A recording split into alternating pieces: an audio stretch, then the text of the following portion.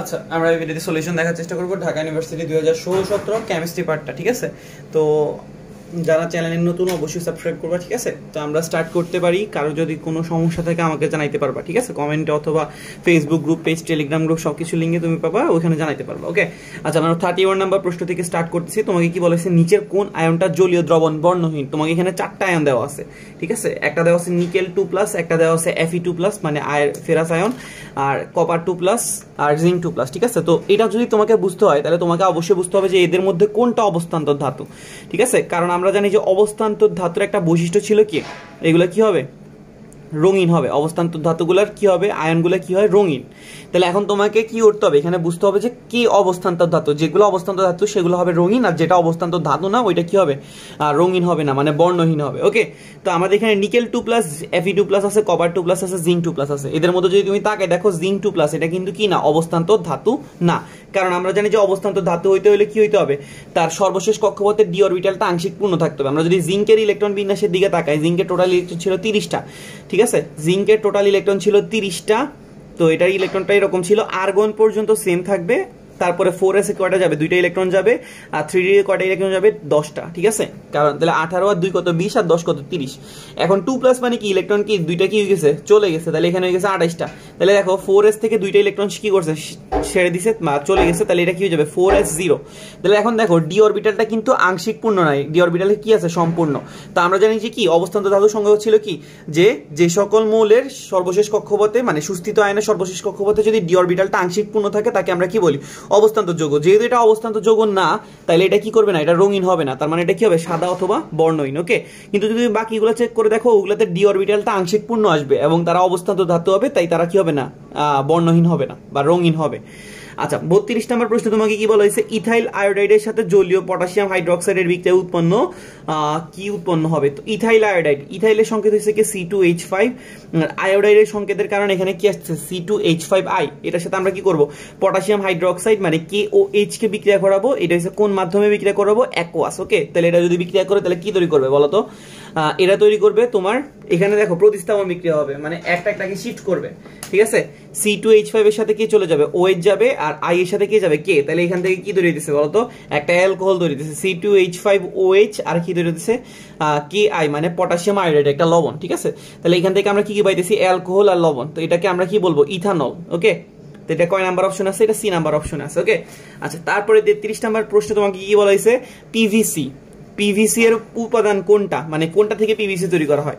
তো পিভিসি এর ফুল ফর্মটা কি ছিল, পিভিসি এর ফুল ফর্মটা ছিল পলিভিনাইল ক্লোরাইড, ঠিক আছে? পিভিসি এর ফুল ফর্মটা কি ছিল, পলিভিনাইল ক্লোরাইড। ওকে, এটার মানে কি, ভিনাইল ক্লোরাইডটাকে তুমি কি বানাবা, পলিমার করবা, ভিনাইল ক্লোরাইডে কি করবা, পলিমার করবা। তো ভিনাইলের সংকেত হচ্ছে কি, CH2 double bond CH bond, এটাকে বলা হচ্ছে ভিনাইল মূলক, ঠিক আছে? CH2 double bond CH bond, এটাকে আমরা কি বলি, ভিনাইল। এখন তোমাকে ভিনাইলের সাথে আবার কি লাগবে, একটা ক্লোরাইড লাগবে, তাহলে এখানে কি দিবা, Cl। এটাকে আমরা কি করব, পলিমার করব। তো পলিমার করতে হলে আমাদের কি লাগে, উচ্চ তাপমাত্রা আর চাপ লাগে। তখন সেখান থেকে কি হবে, CH2 double bond CH bond Cl যেটা ছিল, এখানে পলিমার করণের কারণে তার পাই বন্ধনটা ভেঙে যাবে, এখানে অর্ধেক আসবে, এখানে অর্ধেক আসবে, এরকম অসংখ্যগুলো মিলে কি তৈরি করতেছে, পলিভিনাইল ক্লোরাইড তৈরি করতেছে। তাহলে VC মানে ভিনাইল ক্লোরাইড থেকে আমরা কি পাই গেছি, পলিভিনাইল ক্লোরাইড। ওকে, আচ্ছা, তারপরে 34 নম্বর প্রশ্ন তোমাকে কি বলা হয়েছে, আচ্ছা, ভিনাইল ক্লোরাইডের সংকেতটা কি ছিল, CH2 double bond CH bond Cl। ওকে, ভিনাইল পার্ট হচ্ছে CH2 ডাবল বন্ড CH, আর Cl হচ্ছে ক্লোরাইড পার্ট। ওকে, আচ্ছা, তারপরে তোমাকে 34 নম্বর প্রশ্ন বলা হচ্ছে 3Fe মানে 3 iron solid plus 4H2O gaseous plus 4 hydrogen বিক্রিয়া করে কি তৈরি করতেছে, 4 মোল হাইড্রোজেন তৈরি করতেছে গ্যাসিয়াস ফেজে, এবং ফেরোসোফেরিক অক্সাইড তৈরি করতেছে, এটা সলিড অবস্থায়। তো তোমাকে এখানে একটা বিক্রিয়ার তাপ ডেলেজ দেওয়া ছিল, ডেলেজটা পজিটিভ, তার মানে এটা তাপহারী, ওইটা কোনো ম্যাটার না। তোমাকে বলছে বিক্রিয়াটা সাম্যাবস্থা আছে, চাপ বাড়ালে কি হবে? তো আমরা জানি যে লাসাতিলের নীতি অনুসারে কি ছিল, উভমুখী বিক্রিয়া সাম্যাবস্থা থাকাকালে যে কোনো একটা নিয়ামক তাপমাত্রা, চাপ, ঘনমাত্রা চেঞ্জ করলে বিক্রিয়া সাম্যাবস্থা এমনভাবে পরিবর্তিত হয় যেন নিয়ামক পরিবর্তনের ফলাফলটা কি হয়, প্রশমিত হয়। তো এখন আমার এখানে কি করতে হবে বলছে যে চাপ বাড়ানোর ব্যবস্থা বলছে, ঠিক আছে। তিনটা জিনিস বাড়াই, তাপমাত্রা, চাপ অথবা ঘনমাত্রা, এই তিনটার মধ্যে যে কোনো একটা চেঞ্জ করি। তো যেহেতু আমি এখানে কি করতেছি, চাপটা চেঞ্জ করতেছি। চাপ আসলে চেঞ্জ ডিপেন্ড করে কিসের উপরে? মোল সংখ্যার উপরে, ঠিক আছে। চাপটা কিসের উপর ডিপেন্ড করে? মোল সংখ্যার উপরে। যে মোল সংখ্যা বেশি থেকে সবসময় কি হবে? কমের দিকে যাবে। তো এখানে দেখো বামে বিক্রিয়কের মোল সংখ্যা আছে কয়টা? 3টা, 4টা, কয়টা? 7টা। আর উৎপাদনের মোল সংখ্যা আছে কয়টা? 4টা আর একটা কয়টা? 5টা। তো তোমার মনে হবে এখানে 7, এখানে 5, এখানে আসলে বেশি, এখানে বেশি, তাহলে সাম্যাবস্থাটা কোন দিকে যাওয়া উচিত? এদিকে। কিন্তু আসলে ব্যাপারটা ওই রকম না। তুমি যখন মূল সংখ্যা হিসাব করবা তখন তুমি সলিড কি হিসাব করতে পারবা না, ঠিক আছে। মূল সংখ্যা যখন হিসাব করবা সোজা কথা সলিড হিসাব করতে পারবা না। মূল সংখ্যায় কাউন্ট করবো শুধুমাত্র গ্যাসিয়াস ফেজে যে মোলগুলো আছে ওগুলা, ঠিক আছে। কারণ ওইখানে তোমার কন্ডিশনটার মধ্যে ছিল গ্যাসিয়াস অবস্থায় হইতে হবে, ঠিক আছে। তাইলে এখানে দেখো 4 মোল গ্যাসিয়াস আছে, এখানেও 4 মোল কি আছে? গ্যাসিয়াস। এই যে এখানে সলিড অফ ফেজটা তোমার কি করা যাবে না? কাউন্ট করা যাবে না, ঠিক আছে। তাহলে দেখো 4 মোল গ্যাসিয়াস, মানে ভ্যাপার H2O গ্যাসিয়াস অবস্থায় আছে, এখান থেকে 4 মোল হাইড্রোজেন তৈরি করছে গ্যাসিয়াস ফেজে। তার মানে মোল সংখ্যা কি আছে? মোল সংখ্যা সমান আছে। আর মোল সংখ্যা সমান থাকলে চাপের কোনো কি নাই? প্রভাব নাই, ঠিক আছে। তাহলে ইকুইলিব্রিয়াম ইজ আনঅল্টার্ড, মানে চাপের কোনো রকম প্রভাব হবে না। আচ্ছা, উদ্ভিদ মূলের সাহায্যে ইউরিয়া সার কি অবস্থায় শোষণ করে? তোমার এখানে বলছে যে উদ্ভিদ যে মূলের সাহায্যে, উদ্ভিদ কিন্তু মূলের মাধ্যমে থেকে মূল দিয়ে কোনো রকম যৌগ গ্রহণ করতে পারে না, সেই আসলে কি গ্রহণ করে? সে আয়ন গ্রহণ করে, ঠিক আছে। উদ্ভিদের যে মূলগুলো আছে ওইগুলো কি করে? আয়ন গ্রহণ করে। তো এখানে দেখো আয়নগুলো কি কি আছে? একটা নাইট্রেট, একটা আছে নাইট্রাইট। তো উদ্ভিদ আসলে কি কোন সারটা গ্রহণ করে? মানে ইউরিয়া সার থেকে যে নাইট্রেট লবণটা তৈরি হয়, ওইখানে নাইট্রেট আয়নটা কি করে? উদ্ভিদ কি করে? মূলের সাহায্যে শোষণ করে। তো অনেকে এটাকে ইউরিয়া দাগায় বসে থাকবে। আর এটা এই অপশনে ছিল অ্যামোনিয়াম হাইড্রোক্সাইড। তো ইউরিয়াও না, অ্যামোনিয়াম হাইড্রোক্সাইডও না। কি বলতেছিলাম? যে উদ্ভিদ শোষণ করতে পারে কি? শুধুমাত্র আয়ন, ঠিক আছে। তো এই নাইট্রেট লবণটা মাটিতে থাকে পটাশিয়াম নাইট্রেট আকারে, ওইখান থেকে নাইট্রেট লবণের নাইট্রেট পার্টটা সে কি করে? শোষণ করে। আচ্ছা, তারপরে তোমাকে কি বলছে? 4 সন্নিবেশ সংখ্যা বিশিষ্ট জটিল যৌগ কোনটা? তো আমরা লাস্ট দিনেও জটিল যৌগের একটা প্রশ্ন পাইছিলাম। থার্ড ব্র্যাকেটের ভিতরে বলছিলাম যে পার্টটা থাকে ওইটাকে আমরা বলি জটিল পার্ট, ওকে। জটিল যৌগে থার্ড ব্র্যাকেটের ভিতরে যে পার্টটা থাকে ওটাকে বলি আমরা জটিল পার্ট, আর তার ভিতরে যে ফার্স্ট ব্র্যাকেটের ভিতরে যে পার্টটা থাকে ওটাকে আমরা বলি লিগ্যান্ড, ঠিক আছে। আর লিগ্যান্ডের সংখ্যাটাকে আমরা কি বলি? সন্নিবেশ সংখ্যা। এবার তুমি তো আগে দেখো এখানে পটাশিয়াম ফেরোসায়ানাইড আছে, ঠিক আছে। তো ফেরোসায়ানাইড হচ্ছে জটিল অংশ, তার মধ্যে সায়ানাইড আছে 6টা, তাহলে তার লিগ্যান্ড কয়টা? 6টা, মানে সন্নিবেশ সংখ্যা কত? 6। তো তোমাকে বলছে 4 সন্নিবেশ সংখ্যা।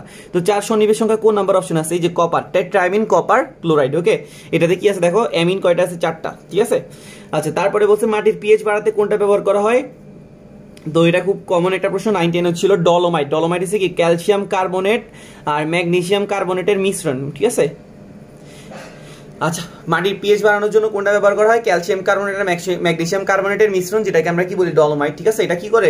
আমরা জানি যে পিএইচ বাড়ানোর জন্য অবশ্যই কি ইউজ করব? ক্ষার ইউজ করব। আর ক্ষারের মিশ্রণ হিসেবে আমরা ক্যালসিয়াম কার্বনেট আর ম্যাগনেসিয়াম কার্বনেট ইউজ করি।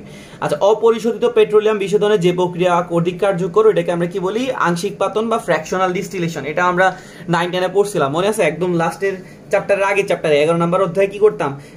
অপরিশোধিত তেলটাকে আমরা পাঠাইতাম, তখন অনেকগুলো সেকশন ছিল। 0 থেকে 20 ডিগ্রি সেলসিয়াসে আমরা এটা পাবো। লাস্টের পার্টটা ছিল বিটুমিন পাওয়া যায় 400 ডিগ্রি সেলসিয়াসের উপরে, ঠিক আছে। ওই সবগুলা কলামকে বলতেছিল কি? আংশিক কলাম। মানে প্রত্যেকটাতে আলাদা আলাদা কি আছে? রেঞ্জ আছে। এরকম করে একটা বক্স ছিল, এখান দিয়ে আমরা এটা পাইতাম, এখান দিয়ে এটা পাইতাম, এখান দিয়ে এটা পাইতাম, ঠিক আছে। এরকম ভাগ করা ছিল। এটাকে বলতেছিলাম কি? আংশিক পাতন, ওকে। আচ্ছা, নিচের কোনটা পর্যায়বৃত্ত ধর্ম নয়? তো একটাতে দেওয়া আছে অ্যাটমিক রেডিয়াস, মানে কি?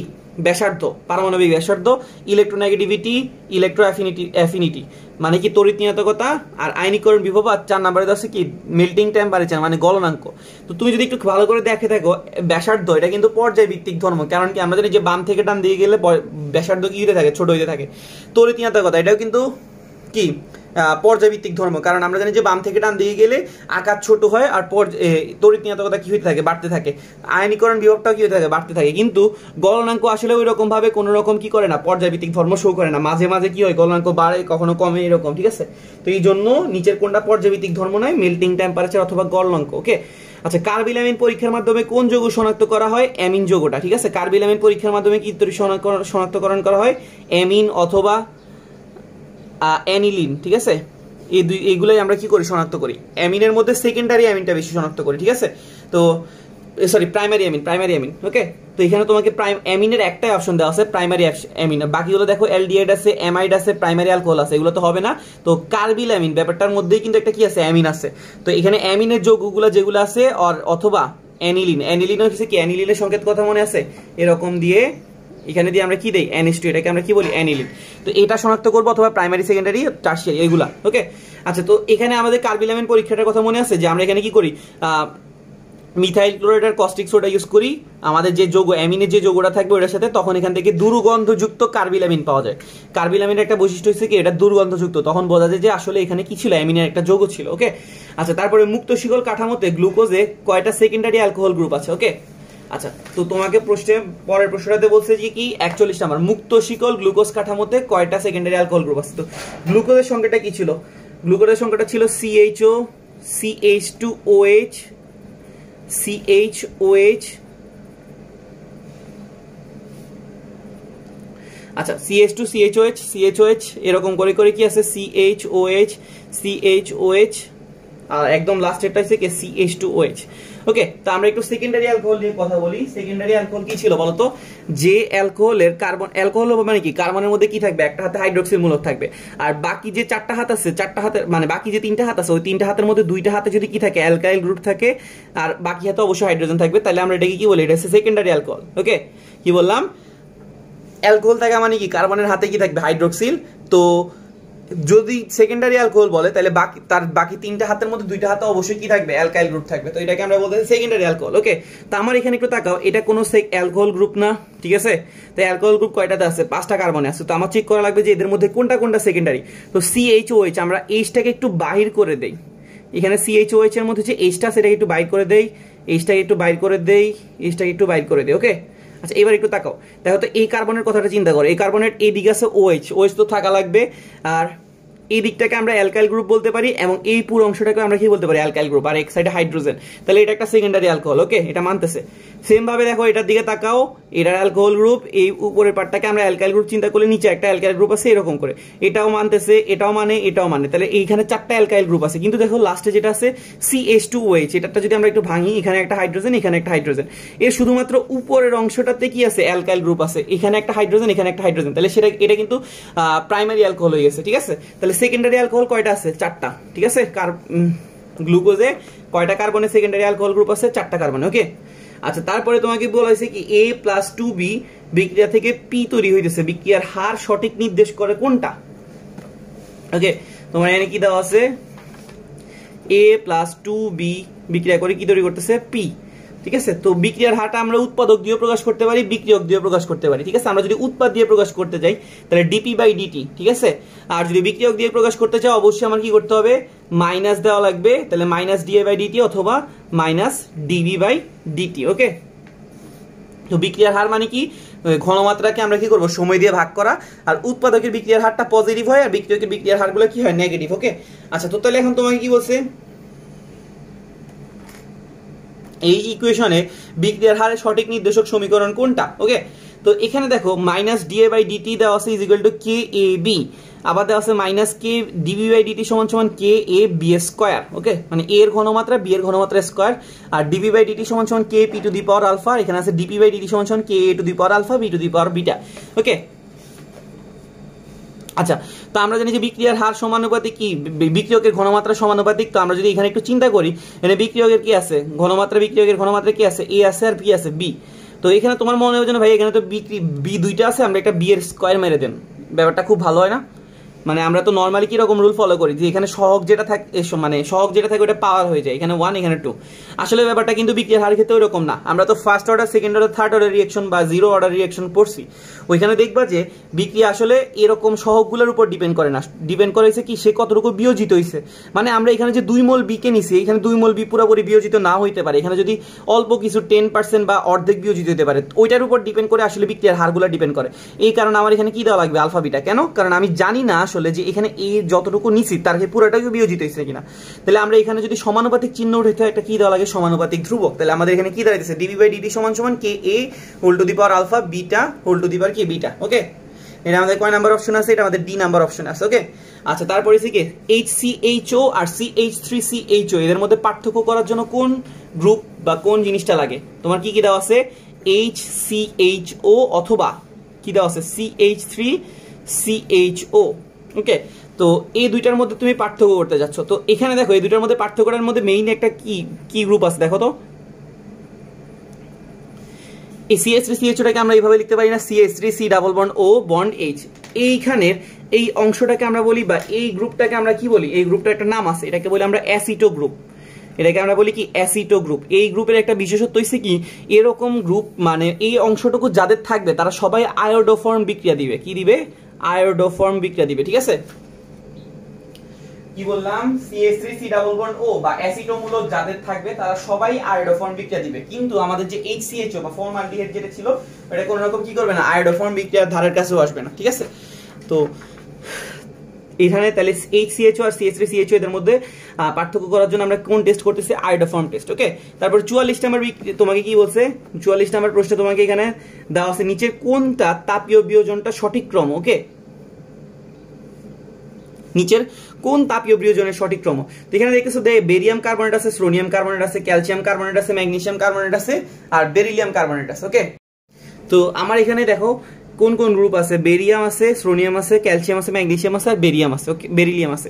তো আমরা একটু গ্রুপগুলো লিখে ফেলি। প্রথমে আছে ধরো মানে দেখো সবগুলো অপশনে কিন্তু ঘুরে ফিরে এগুলো আছে, জাস্ট আগে পরে দেওয়া আছে, ওকে। তো আমরা বেরিয়াম, তারপরে সোডিয়াম, তারপরে ক্যালসিয়াম আছে, ম্যাগনেসিয়াম আছে, বেরিলিয়াম আছে, সবার মধ্যে কার্বনেট আছে, এটাতেও কার্বনেট আছে।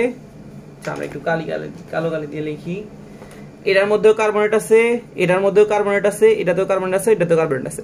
আচ্ছা তাহলে সবগুলোর জন্য কার্বনেট পার্টটা কি আছে? সেম আছে, জাস্ট কি পার্টটা চেঞ্জ হচ্ছে? ক্যাটায়নিক পার্টটা চেঞ্জ হতেছে। তো আমরা এখানে ক্যাটায়নের পার্ট নিয়ে একটা কথা পড়ে আসছিলাম, কোথায়? ফাজানের নীতিতে, ঠিক আছে। ফাজানের নীতিতে আমরা এখান থেকে শিখছিলাম কি, পোলার আয়ন যত বেশি হবে, পোলার আয়ন যত বেশি হবে, বিয়োজন মাত্রা, ধাতব কার্বনেটের বিয়োজন মাত্রা, সরি এখানে দেখি, কার্বনেটের বিয়োজন মাত্রা তত কি হবে? বাড়বে। কি বললাম? পোলার আয়ন যত বেশি হবে ধাতব কার্বনেটের বিয়োজন মাত্রাটা কি হবে? তত বেশি হবে। আচ্ছা এবার আমরা পোলার আয়নের ডিপেন্ডেন্স বা পোলার আয়ন কখন বেশি হয় কখন কম হয় এটাও পড়ছিলাম, যে ক্যাটায়নের আকার যত ছোট হবে, ঠিক আছে, ক্যাটায়নের আকার যত কি হবে ছোট, পোলার আয়ন তত কি হবে? বেশি। ক্যাটায়নের আকারটা যত ছোট হবে পোলার আয়নটা কি হবে? তত বেশি। তো এবার এখানে দেখো আমাদের এখানে কি, barium, sodium, calcium, magnesium, beryllium. এখানে এই ক্যাটায়নগুলোর মধ্যে সবচেয়ে ছোট ক্যাটায়ন কোনটা? বেরিলিয়াম, ঠিক আছে। আর আমরা জানি যে যার ক্যাটায়নের আকার ছোট তার পোলার আয়ন কি সবচেয়ে বেশি, তাহলে পোলার আয়ন সবচেয়ে বেশি কার? বেরিলিয়াম, তারপরে আছে ম্যাগনেসিয়াম, তারপরে ক্যালসিয়াম, তারপরে সোডিয়াম, তারপরে বেরিয়াম।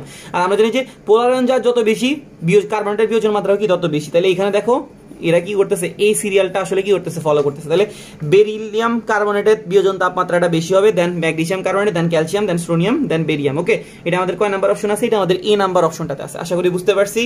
আমরা দেন 45 নাম্বার প্রশ্নে যাচ্ছি। আচ্ছা তোমাকে এখানে কি বলেছে? বেনজামাইড, বেনজামাইডের হফম্যান ডিগ্রেডেশন বা হফম্যান ক্ষুদ্রাংশকরণ বিক্রিয়ার মাধ্যমে কি তৈরি করা হয়, ঠিক আছে। এটা মুখস্থ অনেকে অ্যানিলিন মুখস্থ করে রাখে, অথবা তুমি যদি একটু বিক্রিয়াটা দিয়ে মনোযোগ দাও তাহলে এই জিনিসটা দেখতে পারবা। বেনজামাইড, বেনজামাইড জিনিসটা কি বলতো? এটা হচ্ছে বেনজিন, ওকে।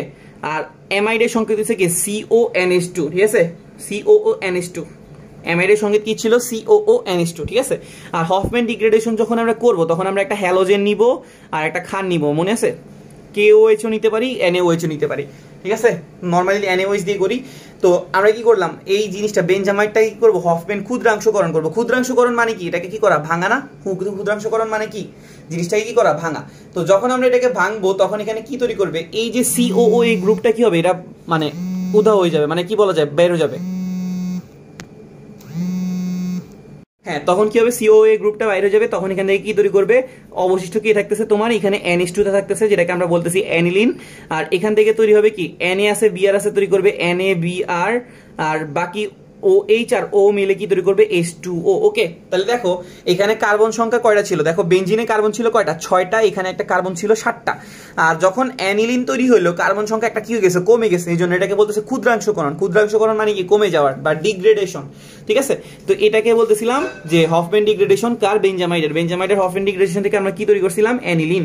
আচ্ছা তারপরে তোমাকে কি বলেছে? 10 ml 0.1 মোলার HCl দ্রবণে 5 ml 0.1 মোলার কস্টিক সোডা দ্রবণ যোগ করলে যে আয়নগুলো থাকার সম্ভাবনা আছে। তুমি কি যোগ করছো বলো তো? তোমাকে বলছে 10 ml 0.1 মোলার কি দিছো? HCl। আচ্ছা তারপরে হচ্ছে কি 5 ml 0.1 মোলার কস্টিক সোডা। তো আমরা জানি যে HCl কে যখন আমরা সলিউশনে ঢালবো তখন এটা কিন্তু আয়নিতে হয়ে যাবে, তখন H+ কি থাকবে Cl- NaOH থেকে কি হবে Na+OH-। তাহলে আমাদের এখানে কি কি আয়ন পাওয়া যাবে H+, Cl-, Na+OH-। ঠিক আছে, এটা কয় নাম্বার অপশনে আছে? এটা আমাদের ডি নাম্বার অপশনে আছে, H+, Cl-, Na+OH-। ওকে। আচ্ছা তারপরে তোমাকে কি বলেছে নিচের কোন অ্যাসিডের K এর মান বেশি? ঠিক আছে, K এর মান কখন বেশি হয় বলতো? যখন অ্যাসিডের তীব্রতাটা কি হবে, অ্যাসিডের তীব্রতাটা যখন কি হবে বেশি হবে, তখন অ্যাসিডের কে এর মানটাও কি হবে বেশি হবে। কে মানে কি? এর পরিচয় ছিল বিয়োজন ধ্রুবক। ঠিক আছে, কে এর পরিচয়টা কি? বিয়োজন ধ্রুবক। তো তোমাকে বলছে নিচে কোন অ্যাসিডের কে এর মান বেশি, তো যেটার তীব্রতা মানে যে অ্যাসিডের তীব্রতা বেশি তার বিয়োজন ধ্রুবক অথবা কে এর মানটাও কি হবে বেশি। তো এখন এখানে একটু তাকাও, আমাদের এখানে কি কি অ্যাসিড আছে? সালফিউরিক অ্যাসিড, HbRO4, HNO3 আর HClO4। এইগুলো হচ্ছে কি অজৈব অ্যাসিড। অজৈব অ্যাসিডের জারণ মান বের করে আমরা তীব্রতা বের করতে পারি। ঠিক আছে, তীব্রতার জন্য আমরা কি ইউজ করব? জারণ মান। তো যার জারণ মানটা বেশি হবে তার তীব্রতাটাও কি হবে? বেশি হবে।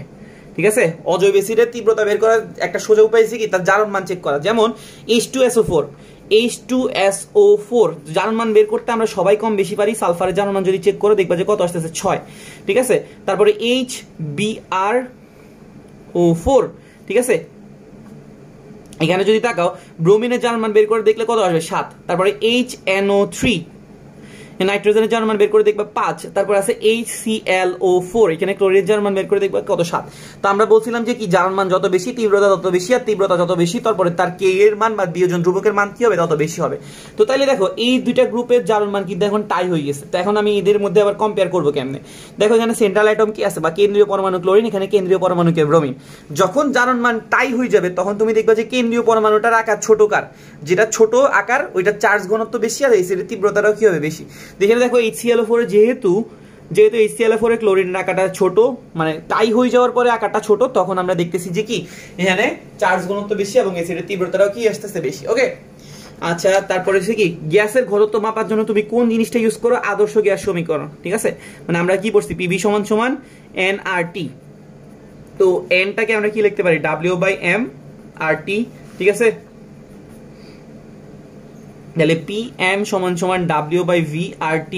ঠিক আছে, দেখো আমি কি করলাম? আণবিক ভরটাকে পাশে আসলাম, ভিটাকে পাশে নিয়ে গেলাম। W/m এটাকে আমরা কি বলতে পারি? ঘনত্ব বা ডেনসিটি। তাহলে এখানে কি দাঁড়াইতেছে? PM = DRT। ওকে। তো তাহলে দেখো এই আদর্শ গ্যাসের যে সমীকরণ, এটা থেকে আমরা কি পারতে পারতেছি? গ্যাসের ঘনত্ব মাপতে পারতেছি। ঠিক আছে, তাহলে পারফেক্ট গ্যাস ইকুয়েশন। ওকে। আরহেনিয়াস ইকুয়েশন দিতে পারবা না, এটা দিয়ে আমরা বিক্রিয়ার হার। আর আইনস্টাইন ইকুয়েশন থেকে তো mc² এটা আসতেছে না। ফ্যারাডের ধ্রুবক দিয়ে আমরা কতটুকু ক্ষয় হয়েছে বা কতটুকু জমা হয়েছে এটা বের করতে পারি। ক্লোরোপিক্রিন কিন্তু খুব বেশি আসে সংকেত। ক্লোরোপিক্রিন হচ্ছে কি CCl3NO2, এটাকে আমরা কাঁদুনে গ্যাসে ব্যবহার করি মেবি। ঠিক আছে, ওয়াটার গ্যাসে ইউজ করি মনে হয়। আচ্ছা ঠিক আছে, ক্লোরোপিক্রিনের সংকেতটা হচ্ছে কি CCl3NO কত 2 সি না? হ্যাঁ, CCl3NO2। আচ্ছা তারপরে হচ্ছে কি ফ্রি রেডিক্যাল ক্ষেত্রে কোন সত্য? Produced by homolytic fission of sigma bond. Okay. আচ্ছা এটা কয় নাম্বার অপশন? এটা sorry B number option, heterolytic.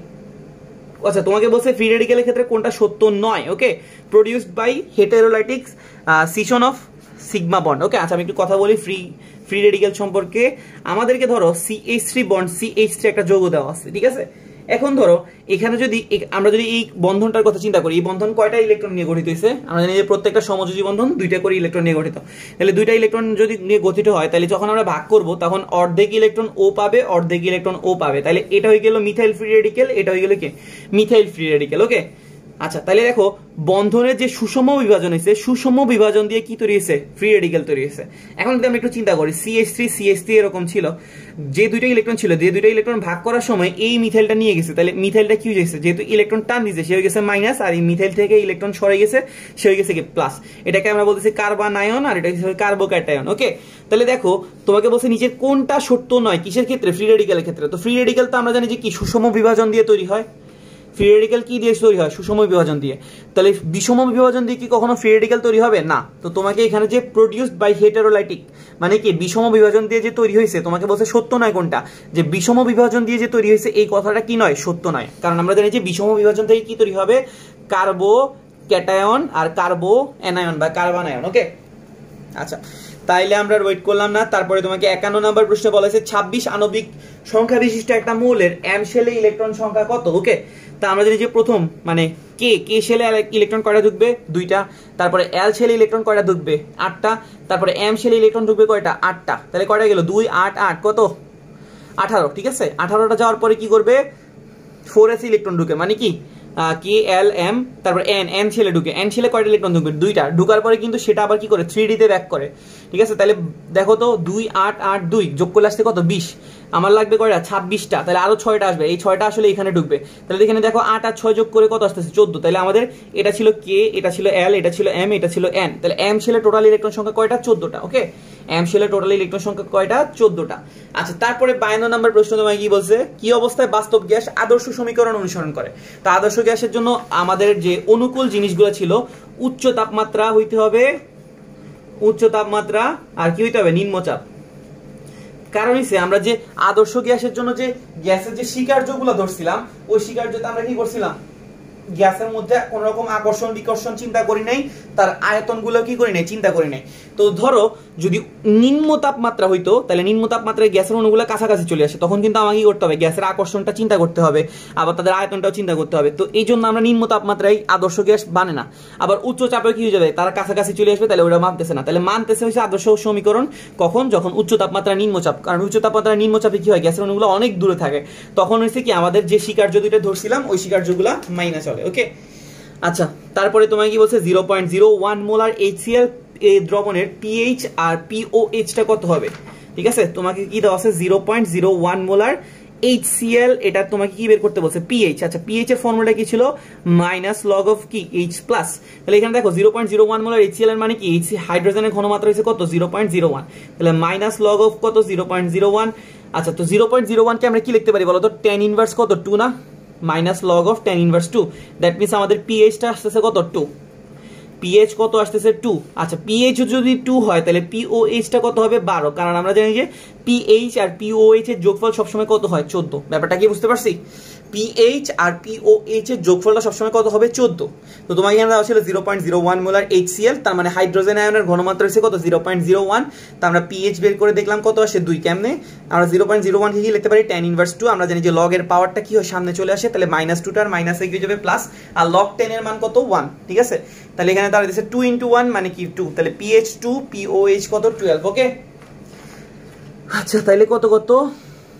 আচ্ছা, এর আগের প্রশ্নটা আমরা কি উচ্চ তাপমাত্রা নিম্নচাপ দাগাই নেই, আর এখন হচ্ছে কত কত পিওএইচ আগে চাইছে, তারপরে পিএইচ কত 12 আর 2। আচ্ছা, এবার হচ্ছে ইথাইল অ্যালকোহলকে আমরা সালফিউরিক অ্যাসিডের সাথে উত্তপ্ত করলে কি তৈরি হবে ইথাইল অ্যালকোহল, তাহলে C2H5OH, এটাকে আমরা কি করব সালফিউরিক অ্যাসিড দিয়ে কি করব উত্তপ্ত করব। তো এখানে কি হবে, এখানে তখন অপসারণ বিক্রিয়া হয়, কি বিক্রিয়া হয় অপসারণ। কেমনে CH2, আচ্ছা C2H5OH কে আমরা কি যদি ভাঙাই লিখি তাহলে এটা কি লিখতে পারি CH3 লিখতে পারি, CH2 লিখতে পারি, এখানে দিতে পারি OH। ঠিক আছে, তো এখান থেকে কি হবে CH3 পার্টটা থেকে আমরা একটা হাইড্রোজেনকে আলাদা করে লিখলাম। ঠিক আছে, তো এখানে দেখো এখানে তখন কি হবে, এই কার্বন থেকে হাইড্রোজেন অপসারণ হবে, এই কার্বন থেকে OH অপসারণ হবে, তার মানে কি হবে আলটিমেটলি টোটাল কি বের হইতেছে পানি বের হইতেছে, আর অবশিষ্ট থাকতেছে কি CH2 ডাবল বন্ড CH2। তার মানে ইথানল থেকে যখন আমরা সালফিউরিক অ্যাসিডের উপস্থিতিতে কি করব বিক্রিয়া করাবো, তখন এখান থেকে অপসারণ হবে, অপসারণ হয়ে পানি অপসারণ হবে। ঠিক আছে, তখন এখান থেকে কি তৈরি হইতেছে CH2 ডাবল বন্ড CH2 মানে কি ইথিন। ওকে, C2H4 মানে কি CH2 ডাবল বন্ড CH2। ওকে, আচ্ছা, আইআর বর্ণালীতে হাইড্রোক্সিল এবং কিটোন এই মূলকগুলোর কোন তরঙ্গ সংখ্যা শোষণ করে। ঠিক আছে, আমরা জৈব যৌগের একদম লাস্টের চ্যাপ্টারে একদম লাস্টের পার্টটা অনেকে ইগনোর করি, কিন্তু ওইখান থেকে একটা এমসিকিউ প্রায় আসে। ঠিক আছে, তোমার আইআর স্পেকট্রোস্কোপি যে টপিকটা আছে ওই টপিকটা থেকে কিন্তু কি আসে প্রায় সময় এমসিকিউ আসে। তো আমরা হাইড্রোক্সিল মূলকের জন্য আইআর স্পেকট্রোস্কোপিতে তোমার তরঙ্গ দৈর্ঘ্য শোষণ করার রেঞ্জ হচ্ছে কত 3400, আর কিটোনের জন্য ছিল 1700। ঠিক আছে, এই এমসিকিউটা প্রায় সময় কমন আসে। আইআর স্পেকট্রোস্কোপির একটু রেঞ্জগুলো পড়বা, এখানে তো কিন্তু সবগুলা মূলকের কি আছে একটা রেঞ্জ আছে, মানে কি করে হাইড্রোক্সিলের যে যৌগগুলো ওরা একটা রেঞ্জ শোষণ করে, কিটোনের যৌগগুলো একটা রেঞ্জে শোষণ করে। ঠিক আছে, আচ্ছা, তরল অবস্থায় পরিবর্তিত না হয় সরাসরি কঠিন থেকে গ্যাসীয় অবস্থায় চলে যাওয়ার পদ্ধতিটাকে কি বলে। যেমন আমরা যদি কঠিন থেকে গ্যাসীয় হওয়ার পদ্ধতিটা আমরা দেখি কোথায়, আমাদের ন্যাপথালিন অথবা কর্পূর এগুলাতে। ঠিক আছে, নিষাদক, তো এটাকে আমরা বলি ঊর্ধ্বপাতন। ঊর্ধ্বপাতনের ইংরেজিটা কি সাবলিমেশন। ওকে, ঠিক আছে, তাহলে তরল অবস্থায় না হয় সরাসরি গ্যাসীয় অবস্থায়, কঠিন অবস্থা থেকে সরাসরি গ্যাসীয় অবস্থার পদ্ধতিটা কি বলতেছে? সাবলিমেশন। আচ্ছা তোমাকে বলছে নিচের কোন বিক্রিয়ায় ঘনমাত্রার সময় লেখচিত্রটা কি অন্য থেকে আলাদা? আচ্ছা তো আমরা যদি একটু তাকাই দেখি আমাদের যে ফার্স্ট অর্ডার রিঅ্যাকশনটা কিরকম ছিল? এরকম ই টু দি পাওয়ার এক্স এর গ্রাফের মতো ছিল না মনে হয়? হ্যাঁ। আর জিরো অর্ডার রিঅ্যাকশনটা কি ছিল? আচ্ছা আমি একটু ভুলে গিয়ে ফেলছি, আমরা তো জানি যে কি সময়ের সাথে কি হবে ঘনমাত্রাটা কি হতে থাকে? কমতে থাকে। তো ফার্স্ট অর্ডার রিঅ্যাকশনের মানে যে গ্রাফটা ছিল এরকম, সি ভার্সেস টি গ্রাফটা ছিল এরকম, ঠিক আছে? আর সেকেন্ড অর্ডার এটা ছিল ফার্স্ট অর্ডার, আর সেকেন্ড অর্ডার ছিল এই সেম টাইপেরই, জাস্ট একটু ঢালু হয়ে যাবে আর একটু নিচের দিক করে নামবে। আর ফার্স্ট অর্ডার জিরো অর্ডারের রিঅ্যাকশনের গ্রাফটা ছিল এরকম স্ট্রেট লাইন, ওকে? ওইটা তুমি যদি second order first order, second order আর থার্ড অর্ডারের যে ইকুয়েশনগুলো আছে, ইকুয়েশনগুলো যদি চেক করে দেখো, এখানে এটা ইকুয়েশনটা লন দিয়ে আসে, ঠিক আছে? আর এটাতে কি থাকে? 1 আকারে থাকে, আর এটাতে একদম লিনিয়ার, মানে y = mx + c, মানে -mx আসবে, যদিও এখানে ঢালটা কি আসতেছে? নেগেটিভ। তাহলে দেখো আমাদেরকে প্রশ্ন বলছে যে কি কোন ঘনমাত্রার সময় লেখচিত্রগুলো অন্য থেকে আলাদা? দেখতেছি আমাদের জিরো অর্ডারের লেখচিত্রটা কি হয়েছে? সরল রেখে। আচ্ছা নিচের কোন যৌগটাতে একের অধিক ধরনের সংকরিত কার্বন আছে? ওকে, তো এখানে দেখো অপশনগুলো কি দেওয়া আছে? সাইক্লোহেক্সেন, বেনজিন, টলুইন আর কি N-বিউটেন, ওকে? আচ্ছা আমরা যদি সাইক্লোহেক্সেনের কথা বলি, সাইক্লোহেক্সেনের সংখ্যা হচ্ছে কি C6H6, ওকে? জাস্ট কি হবে? এরকম করে থাকবে, ঠিক আছে? আর যদি আমরা বেনজিনের কথা বলি,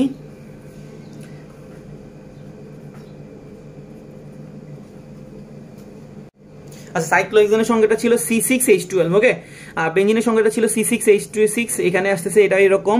আর যদি আমরা N-বিউটেনের কথা বলি তাহলে এটা হচ্ছে কি রকম? CH3 CH2 CH2 আর CH3।